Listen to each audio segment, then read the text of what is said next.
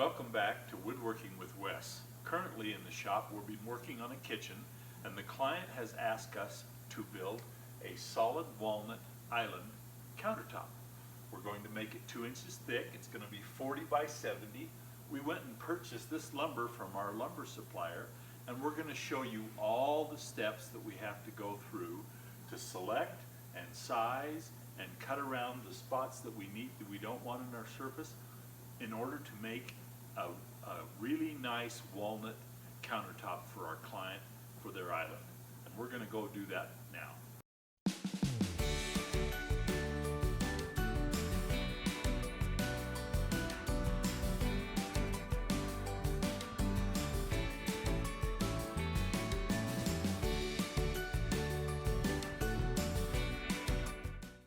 We're getting ready to look at our lumber and decide what size we're going to use, and what size we're going to make it.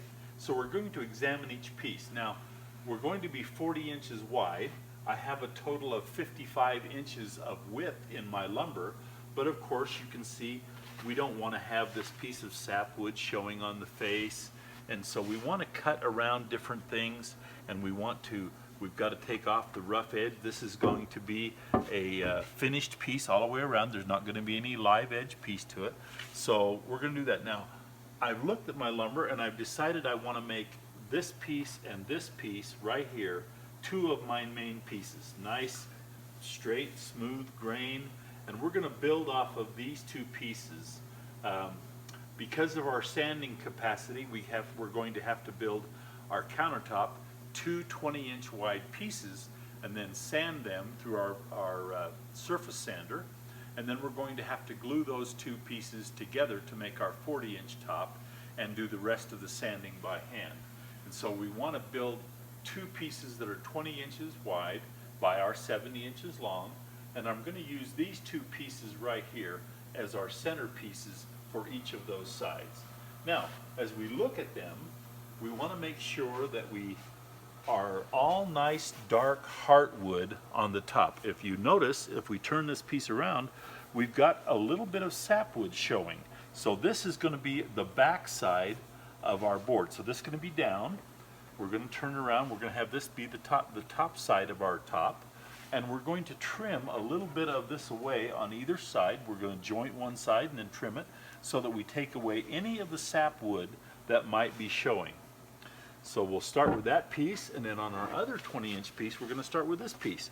Now this piece has got some sapwood showing again. So again, this will be the bottom side, this will be the face side, and we'll start by doing that. Now, we're 8-foot boards, but we're only going to be 70 inches long in our countertop. So the first thing we're going to do is cut these to a little bit longer than our countertop. We're going to cut them to 72 inches. And then we're going to joint them and size them and do each piece that way. And then we'll work all the way through our pieces, cutting them to 72 inches and trimming off the waist and getting ready to glue them up in two 20-inch pieces. So that's where we're going to start right now. We'll start at the chop saw, and we'll cut this 72 inches. We'll take the mill end off of one end and then cut it back here 72 inches. Then we'll take it to the jointer. We'll joint a smooth edge on one side, take it to table saw and rip the other edge so that we end up with a dimensioned piece, all four sides.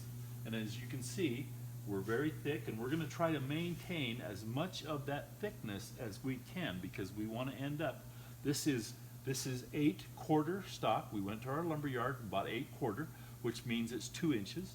But if you put a tape measure on it, it's not quite 2 inches, which is common to all dimensioned lumber from your lumber yard. But we're going to try to maintain as much of that thickness as we can, only sanding away what we need to bring it down to an even surface all the way along. So let's start there. Let's take it to the chop saw, chop our pieces to length, take it to the jointer, joint, take it to the table saw, rip, and then get ready to glue it up.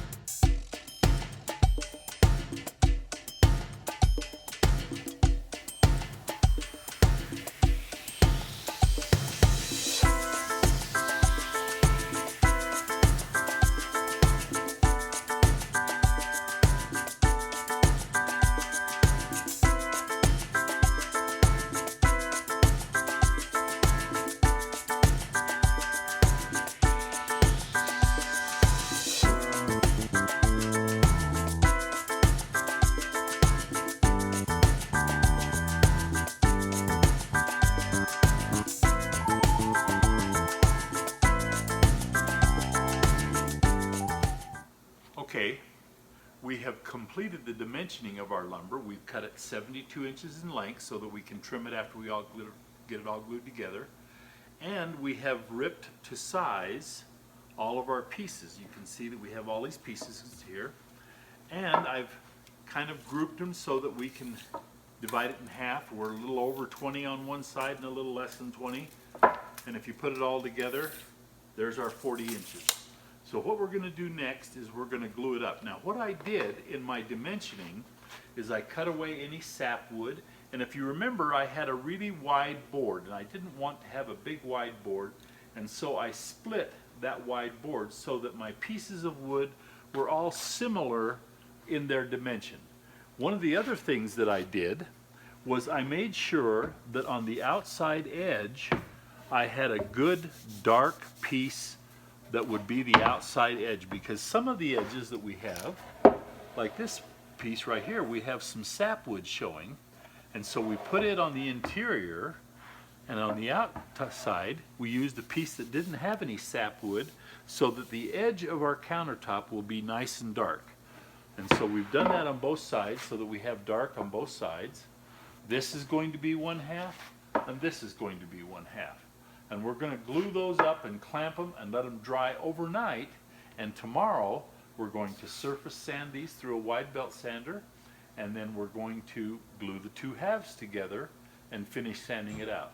So that's our next step, is to glue these up. We're ready to do our glue ups. We put our boards up on a piece of wood to hold it up, because that way we can put a clamp on both sides, because we want to clamp both sides and hold it flat. We'll clamp several across both sides, and plenty of glue. We're not going to biscuit or anything like that. This is just going to be a straight butt joint glue job, and we're using plenty of yellow wood glue, and make sure we have a good squeeze out.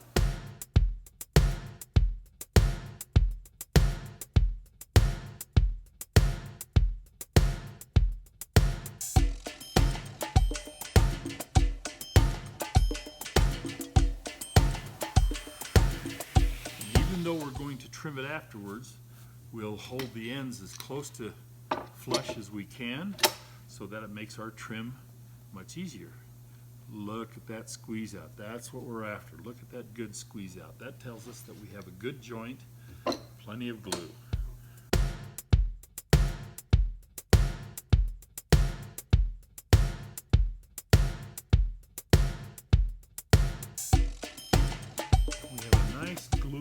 Squeeze out all the way up and down. Tells me our joints are in good shape. We're going to throw a couple of clamps on the back side here just to make sure that we're clamped from both sides.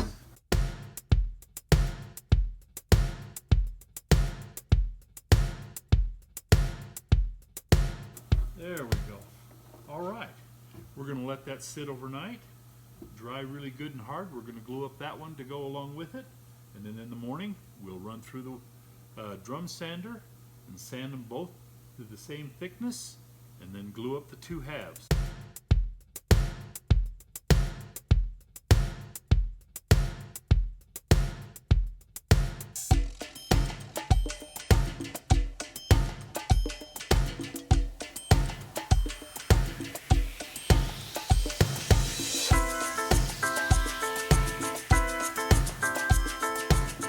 All right, we're back in the shop this morning. I came in early. I took my pieces out of clamps that we had clamped up last night and let dry overnight. And I cleaned off all of the glue with my glue scraper and spent the last couple of hours running them through the drum sander to flatten them and even them. I did both sides. And now we're going to be clamping the two sides together. This is going to be what our top looks like. There's the top of the top right here. But we have one thing we've got to do first. We have a rough edge where I chopped, remember on the chop saw, I chopped all my planks to 72 inches, but we only want our top to be 70 inches, so we've got to take a trim off of here. Now there's one way to do it that you see done a lot, and they'll clamp a straight edge onto your board after you get it all done, and take a circular saw and go along and cut a nice long straight edge. That works really great, and if you have that mechanism, that works just fine. The one thing I don't like about that, just personally, is A circular saw does not have a really smooth cut. Even if you put in a nice smooth blade, you still have kind of a rough cut. And I like a table saw cut better. So I'm going to show you how I do it. Okay, to cut our ends nice and smooth on the table saw, we have to have a straight edge to run against the table saw. And so I ripped up some 1/2 inch scrap that I have, and I'm going to show you how I do that. I make a mark on the back, nail on a piece of 1/2 inch scrap that extends out, and we take it over and run it on the table saw. We'll do that now, and I'll show you how I do it. And we do it on the back side. So we'll turn it over. While I have it the back side here, I want to just point out one thing. When we were picking out our wood, we talked about the sapwood and the dark and the face and what would be the better face. If you look at the face side of this board, you can see the nice dark walnut all the way through. And you can see on the back side where I've turned the sapwood so it won't show. And that's how we use our wood to the best advantage. But anyway, we're going to go ahead and mark our line on here. We need a straight edge. We cut this piece 5 inches, a little more than 5 inches, but we want it to extend out beyond. So let's go here and let's put us a line of about 4 inches. We're going to take our framing square. We're going to do a line there. I always like to take it and turn it around the other way to make sure that my framing square is square, and yeah, we're good. Okay, now what we'll do is we'll take our piece of 1/2 inch scrap. We'll lay it on the back side here. We'll take some just 3/4 inch staples, and we're just going to staple it on the back side here like this, so we can run this edge against the table saw and cut off the scrap edge. We'll show you how we do that in just a second here. But the reason I use the back side is so that where I shoot the staples, it doesn't show.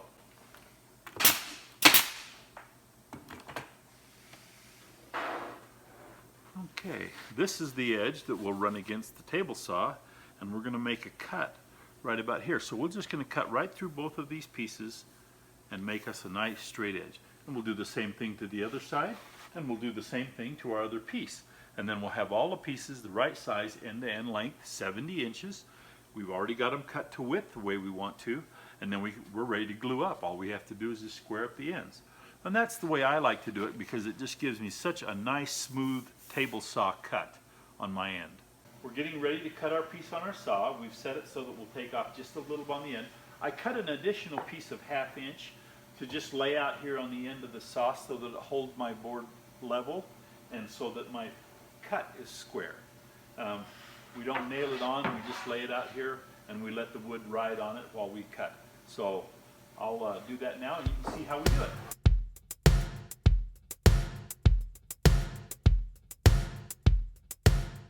Okay, you can see what a nice edge that gives us when we run it through. We'll sand off the burn marks, but we've got a nice, smooth, flat edge there. We'll sand it up when we glue it together, put an edge on here. That's what I like to do when I do the table saw cut. Just makes a nicer edge to work with. We've cut all our edges square now, and I've set up on my bench so that I can clamp it up. We're going to glue the center edge. We're going to make sure we line up our ends, and we're going to clamp it. We're going to leave this for several hours to dry before we start to sand out. And that's going to be our next step. We'll glue this up, and we've got to make sure that our thicknesses are flush so that we get a nice top, and all we have to do is just sand. That's our next step, and so that's what we're going to do now.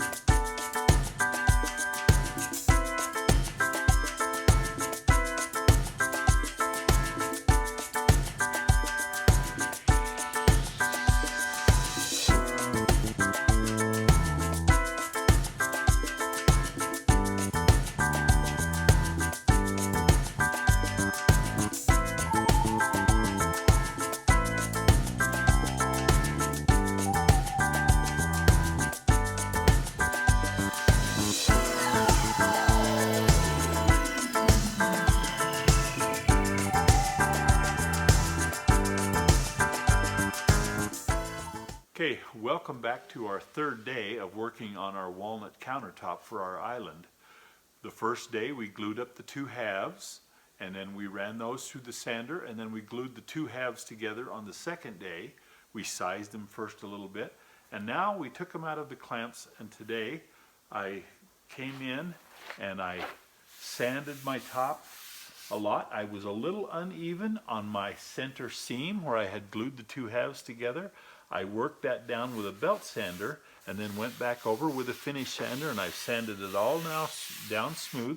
I started with 100 grit, I went to 120 grit, and now we're going to round over the edge and sand with the final 150 coat of sandpaper, and then we're ready for our finish. So that's what we're going to do now. We're going to round over our edge, and then we're going to sand the final coat of sand on the top and be ready for our finish.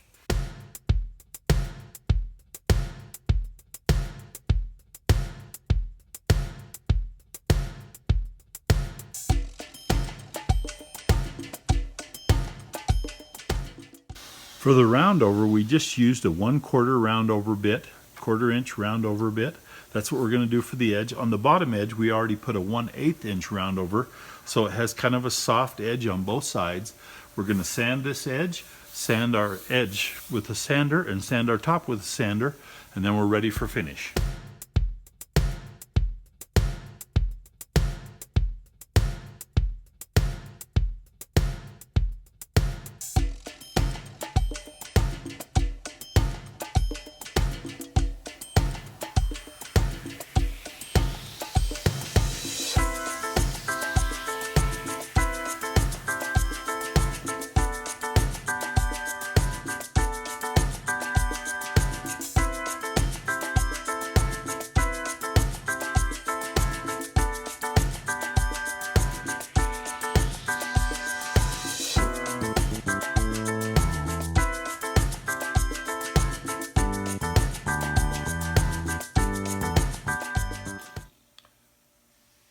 Ready for paint shop.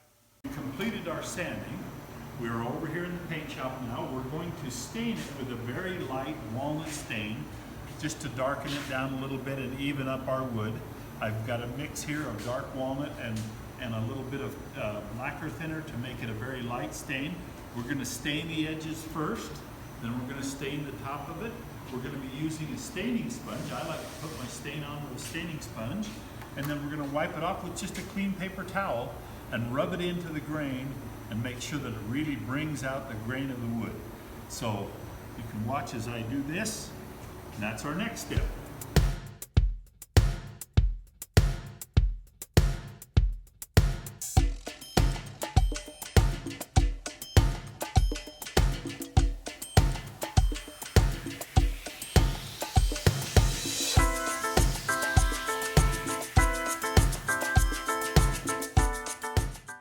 Stain 1/2 on this side, then come back and stain 1/2 on that side. And you see that I like to apply my stain in a circular motion, and that helps drive the stain into the grain of the wood. Brings out the richness of the color of the wood. And you want to work a small area, or at least I work a small area, and then wipe off the excess so that it doesn't dry before I get a chance to get it all on there.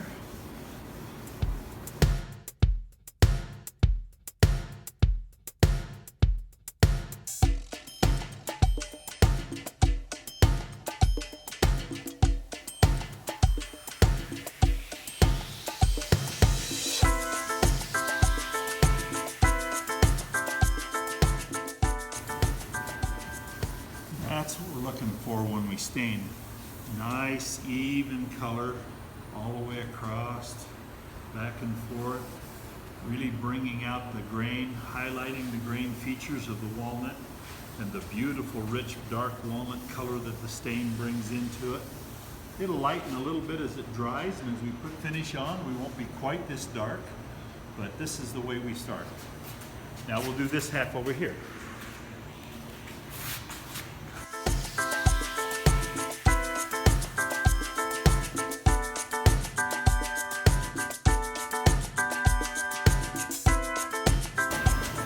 When you stain, you want to move along fairly fast no lollygagging, because you want your color to be even all the way across, and so you want your drying time to be very even. That's what keeps the color even.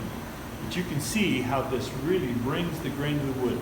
Come up with the camera and look down on it just as best you can like that. Look at that grain, how that just pops out. Oh, that walnut grain is so beautiful. When we put a finish on that, it's going to be wonderful. Okay, 1 hour drying time, and then 3 coats of polyurethane. Okay, our stain has dried long enough now for us to apply the finish. We're going to use a polyurethane paintbrush finish. We're going to do just like we did on the stain. We're going to do the edges and then we'll do the surface. We'll put on a thin coat of polyurethane. We'll wait 3 to 4 hours, which is the recommended drying time by the manufacturer. We'll do a soft sand, and then we'll apply another coat. We will possibly have to do a 3rd coat, again sanding between coats, in order to get the proper finish. Almost always takes 3 coats to get the buildup that you want to have for the finish. But anyway, you've got to use a good quality brush. Put on your polyurethane, nice even strokes. Take a look, and we'll apply our polyurethane now and get started. Glasses first.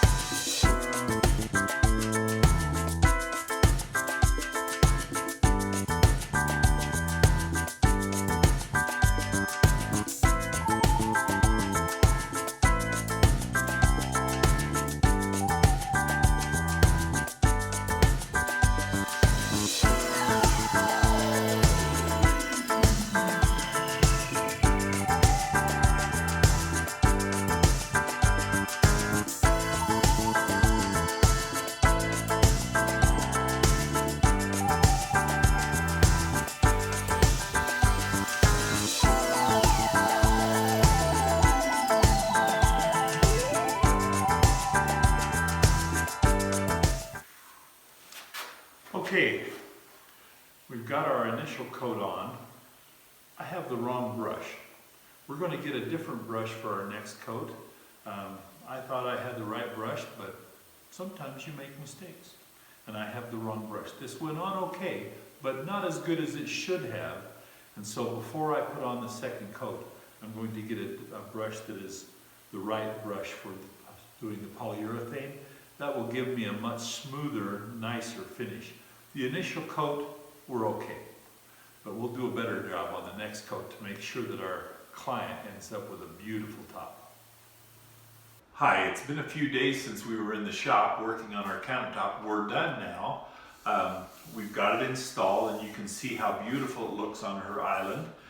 This is the work side, and then over there you can see the bar stools where they sit and use the seating.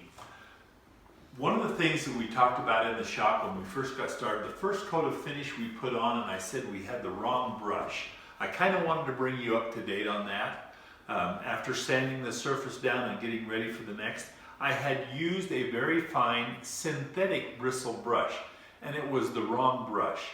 I went back to my paint store, I got a very fine brush, but I got a natural bristle brush. And it made all the difference in the way the finish went on.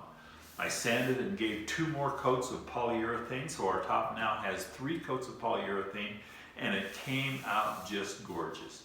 Our client loves it, and it was just exactly what she was looking for in the completion of her kitchen remodel. And it turned out really well. She's very pleased, and so are we. When we do a good job for a customer, we're always very pleased. It's been fun making this video and fun showing you what we have to do to go through to make a nice top like this. A lot of work involved, a lot of sanding. There were hours and hours of sanding to make sure that the walnut grain came out really good. Just keep that in mind when you're working on a project like this. Be willing to do the work to make the wood show its grain. But like I say, it was a fun project, We wanted to let you know what it takes and how it goes together, and we wanted you to see the finished product when we got all done. If you have any suggestions of jobs or of projects that you would like to see us work on and do and demonstrate, I've been in the business for a lot of years. I'd be glad to share my expertise with you. If I don't know how, we'll learn together. It's been fun working on projects like this, and we'd love to have you subscribe, follow us on our YouTube channel, and learn to do the things that we love to do in wood. Thanks again, and thanks for watching Woodworking with Wes.